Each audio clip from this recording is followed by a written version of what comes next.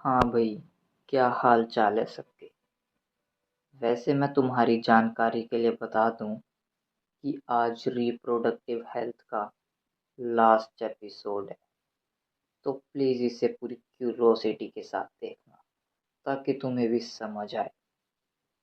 तो जैसा कि मैंने पिछले एपिसोड के अंदर इनफर्टिलिटी के बारे में बताया था, तो अब तुम्हारे दिमाग में एक सवाल तो पक्का आया होगा कि एक इनफर्टाइल पर्सन तो रिप्रोड्यूस नहीं कर सकता, तो क्या वो अपना घर परिवार छोड़कर चला जाए?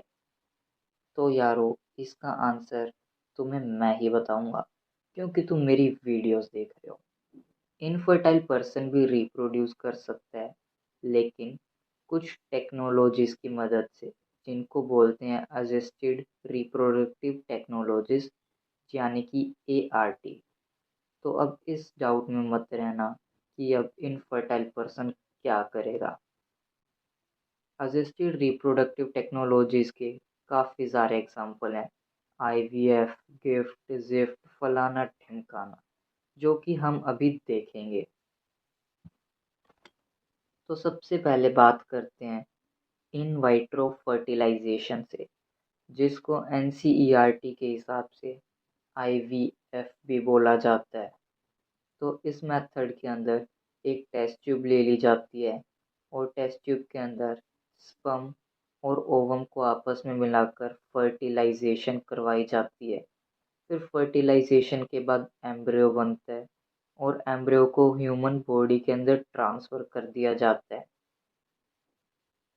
इंग्लिश में बोले तो fertilisation outside human body in almost similar conditions as in female human body, followed by embryo transfer. तो IVF के अंदर टेस्ट ट्यूब का यूज़ होता है, इसलिए इसे टेस्ट ट्यूब बेबी प्रोग्राम के नाम से भी जाना जाता है।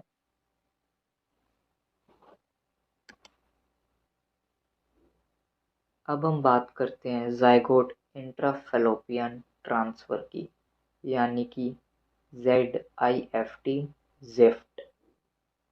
तो इसके अंदर हस्बैंड या फिर मेल से स्पर्म ले लिया जाता है, वाइफ से ओवम, और आपस में मीट करवाकर जाइगोट बना लिया जाता है।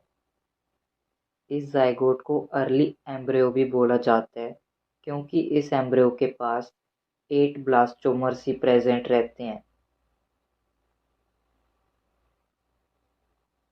और फिर इस जाइगोट या फिर अर्ली एम्ब्रियो को फीमेल की ओविडक्ट फैलोपियन ट्यूब के अंदर प्लेस कर दिया जाता है।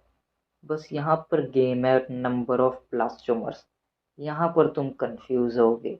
तो अगर 8 ब्लास्टोमर्स तक है तो वो ओविडक्ट में प्लेस करवाया जाता है, लेकिन अगर 8 से ज़्यादा ब्लास्टोमर्स हुए, यानी कि फुल एम्ब्रियो हुआ, मोर देन 8 ब्लास्टोमर्स, तो उसे ओविडक्ट की बजाय किसी और पार्ट में प्लेस करवाते हैं, और वो पार्ट होता है यूटरस। अब यूटरस के अंदर प्लेस करवाया है तो इस प्रोसेस का नाम भी बदल जाएगा। तो इस प्रोसेस का नाम हो जाता है इंट्रा यूटराइन ट्रांसफ़र, यानी कि IUT।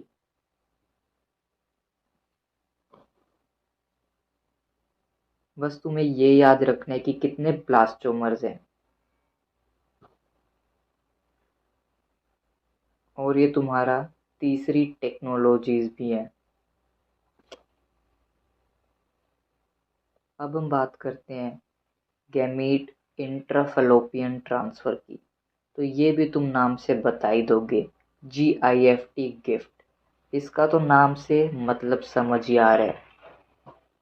वो फीमेल या फिर डोनर अपना ओवम सबमिट करती है ताकि डॉक्टर्स उसका ओवम कलेक्ट कर सकें, और उस फीमेल की ओविडक्ट या फिर फैलोपियन ट्यूब के अंदर प्लेस कर दिया जाता है, जो कि खुद एक ओवम रिलीज़ नहीं कर सकती बट एक सूटेबल एनवायरनमेंट प्रोवाइड कर सकती है ताकि फर्दर डेवलपमेंट हो सके। तो इस प्रोसेस को बोला जाता है गैमीट इंट्राफैलोपियन ट्रांसफ़र, जो कि सिर्फ फीमेल्स के अंदर ही होता है। अब हम बात करते हैं इंट्रासाइटोप्लाज्मिक स्पर्म इंजेक्शन की, यानी कि ICSI।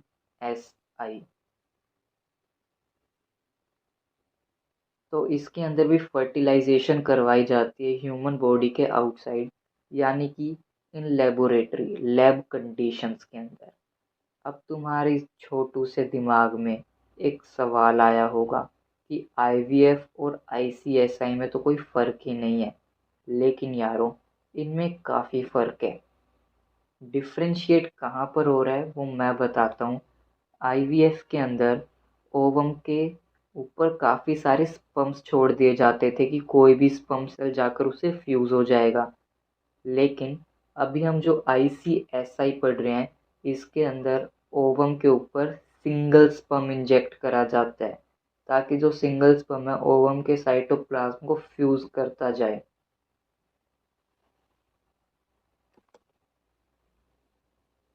तो अब इस कंफ्यूजन से बाहर निकल जाओ और असली दुनिया में आ जाओ। अगला पॉइंट है आर्टिफिशियल इंसेमिनेशन, यानी कि AI। AI से तो तुम काफ़ी फेमिलियर होगे।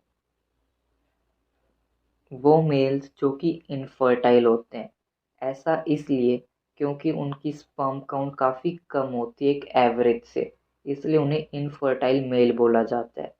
तो इस सिचुएशन में क्या होता है, फर्टाइल मेल या फिर हेल्दी मेल का स्पर्म कलेक्ट कर लिया जाता है,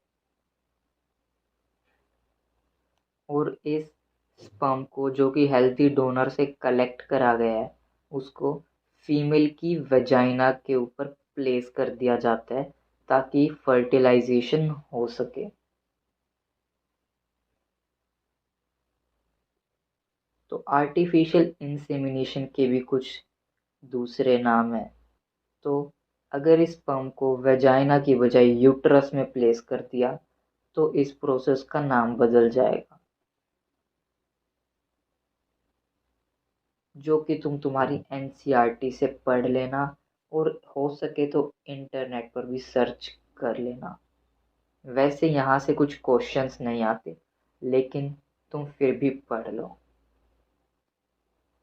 अब मैं तुम्हें ये प्रेफरेंस देता हूँ कि इस AI को तुम एलोन मस्क के आर्टिफिशियल इंटेलिजेंस वाला मत समझ लेना।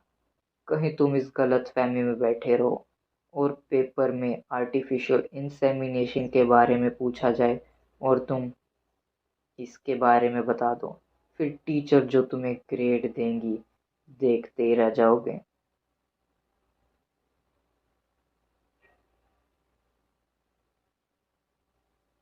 तो यारों, असिस्टेड रिप्रोडक्टिव टेक्नोलॉजीज सिर्फ स्पेशलाइज्ड प्रोफेशनल से ही हैंडल कर सकते हैं, यानी कि क्वालिफाइड डॉक्टर्स। ये काफ़ी ज़्यादा एक्सपेंसिव है, तो कंट्री के अंदर काफ़ी कम सेंटर्स हैं, और इमोशनल, रिलीजियस या फिर सोशल फैक्टर्स भी इंटरफेयर करते हैं कि इन मेथड को अडॉप्ट करें या फिर नहीं। तो इसी के साथ तुम्हारा रिप्रोडक्टिव हेल्थ ख़त्म हो